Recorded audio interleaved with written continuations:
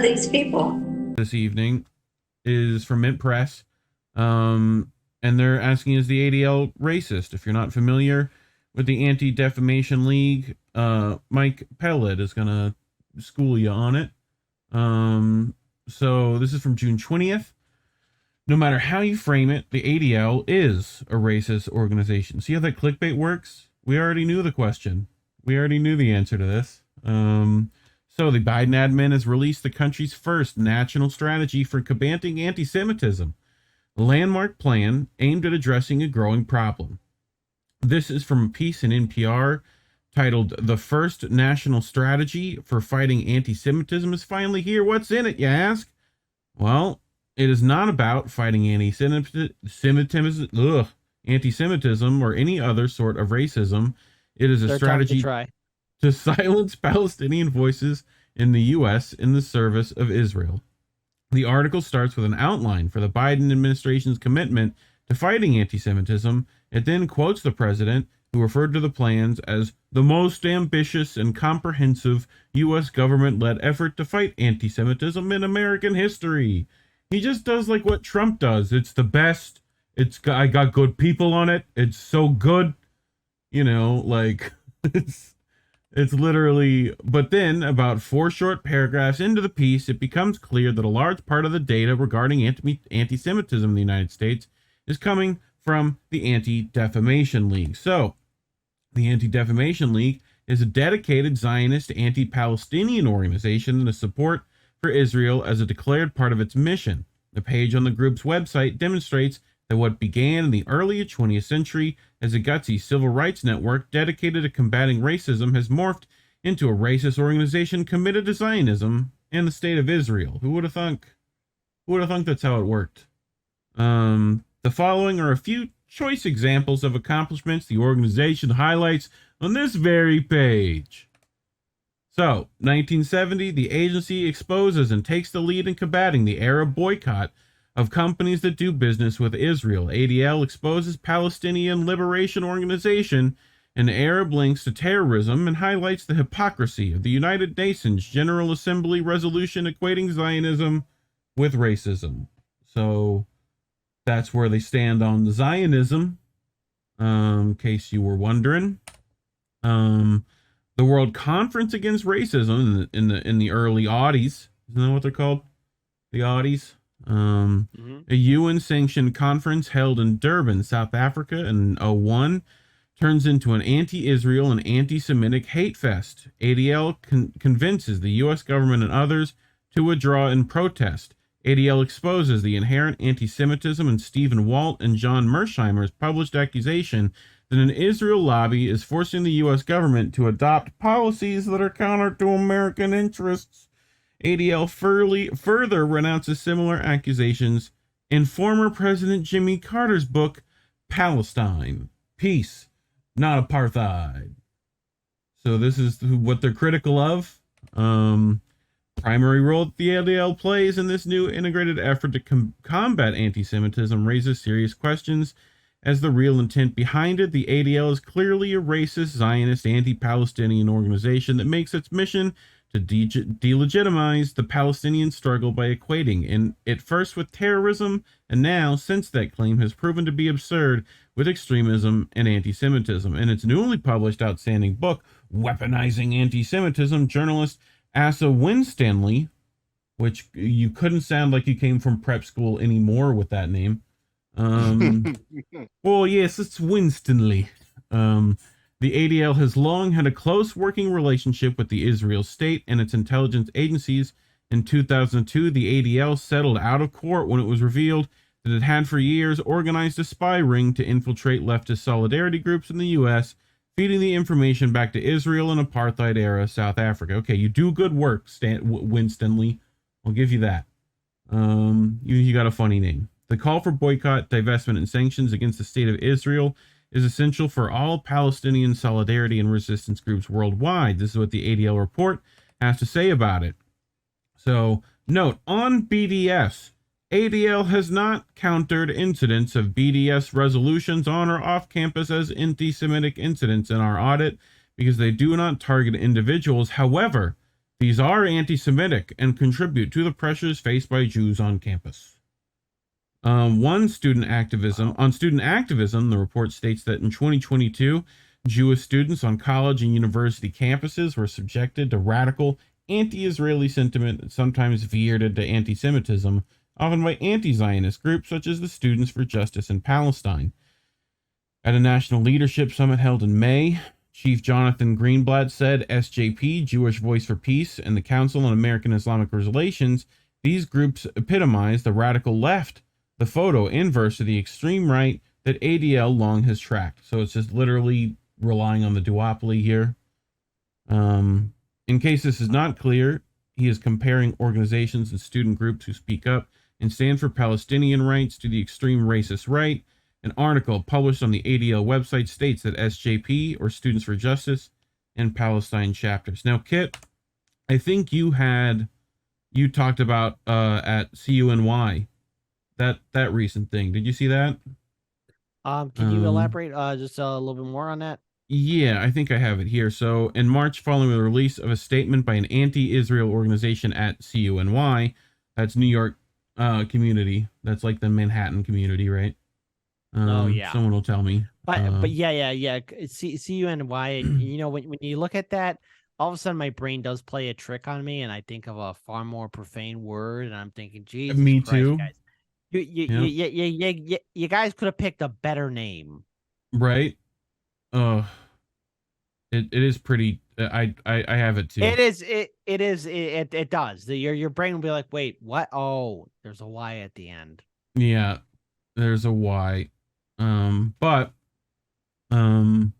yeah, they essentially said that Cunny Law SJP speaker declared at an off-campus rally that they demand that Zionist professors are not welcome on your campus, demand that Zionist students are not in spaces where Palestinian students are, because Zionism is a threat. Zionism is a genocidal threat to us. The crowd chanted, "We don't want no Zionists here." So, and I think the school essentially took out like a art exhibit from them, right? That like got everyone upset.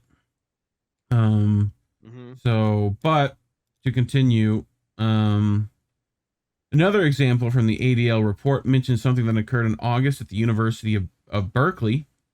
Law Students for Justice in Palestine announced that they and 9 allied student groups had adopted a bylaw stating that will not invite speakers that have expressed and continue to hold views or host, sponsor, promote events in support of Zionism. Collin, I think you covered, was it Frost? What was the Florida guy? Where I think it's Kit this group. Yeah. I don't think so. I think it's a similar group. It's another Palestinian group that he served. Yeah. As Zionism is a fundamental component of many Jews' identity, says the ADL, overtly excluding Zionists from campus or communal spaces has a disproportionately large and negative effect on the Jewish community, they say. Again, according to the ADL, Jewish people should get a pass if racism is, as they say, a fundamental component of their identity. So, yeah, sounds familiar. The Biden administration's strategy for combating anti-Semitism is not about fighting racism at all. It is another war being waged on Palestinians in the United States. Once again, the U.S. is serving Israel by silencing legitimate voices. There's been a few of those this week, this month, this year. Yeah. Particularly with, RFK recently. There's been some others not great on Israel stances. Got anything to add, Kit? Okay. Here's the issue that we're seeing again. When everyone's trying to question the Israeli government, calling out its apartheid tactics, what's the first thing people say? Oh, you're being anti-Semitic, you're being racist. How dare you? But how ironic is it that the actions of the Israeli government, as it stands right now, are akin and on par to what happened in the Third Reich way back in the 1940s. Hell, going even in the 1930s, what the Third Reich did to anyone that not fit into Adolf's worldview. So, I am deeply saddened by this situation. You can't be critical of Israel. You can't be critical of the government without being called a racist or anti-Semitic.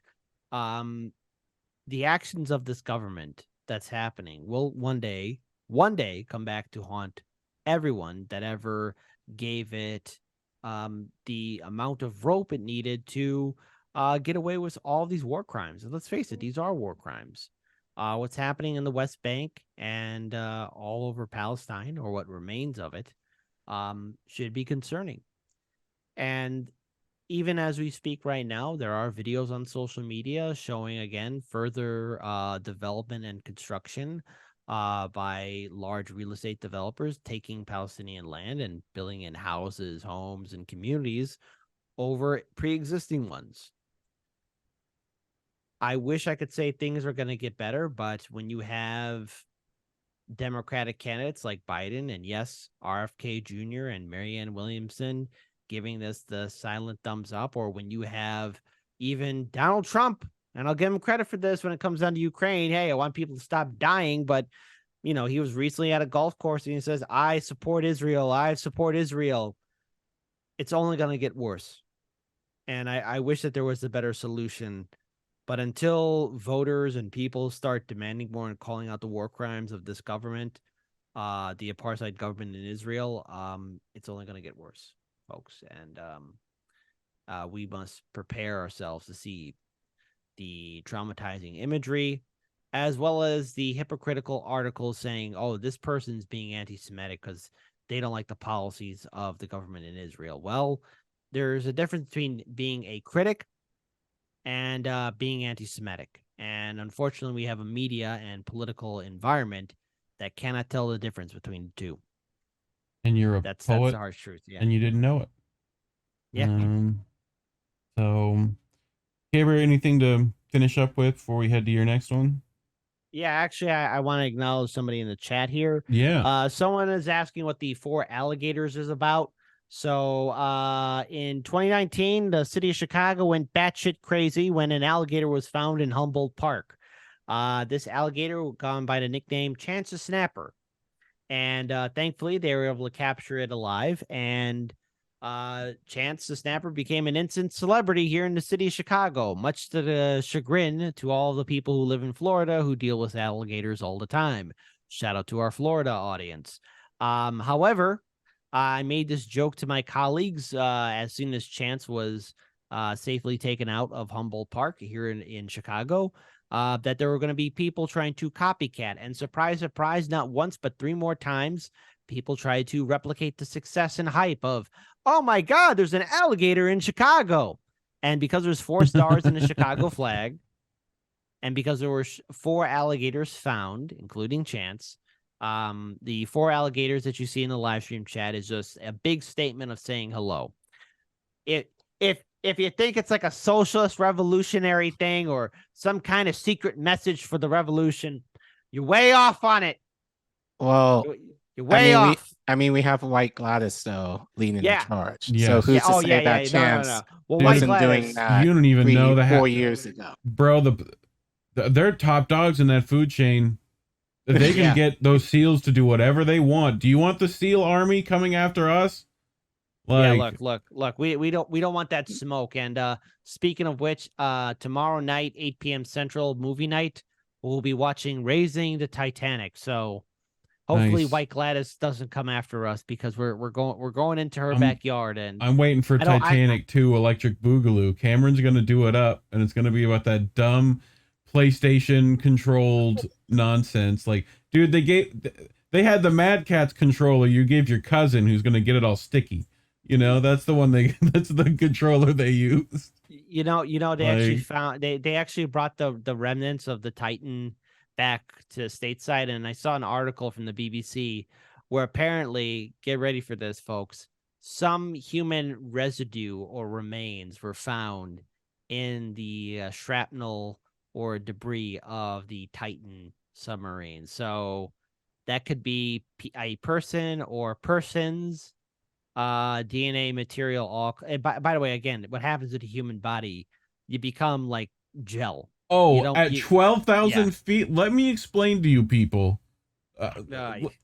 Dude, it is called implosion, but implosion requires pressure differential, which means there's cavitation, which the air exploded. Not like fuel in the air exploded. The air exploded. Like it would have been the surface of the sun while being crushed by the 12,000 pounds of water, 12,000 feet of water. Like how much weight is a foot of water? Times that by 12,000. That's what was rushed into that cabin. So it would have been extremely painful and instantaneous.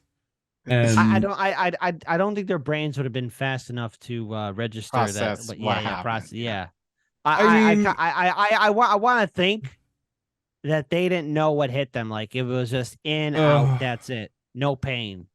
I prefer to think that. I don't want to think about. Oh, hey, they felt it. Can you imagine that pain?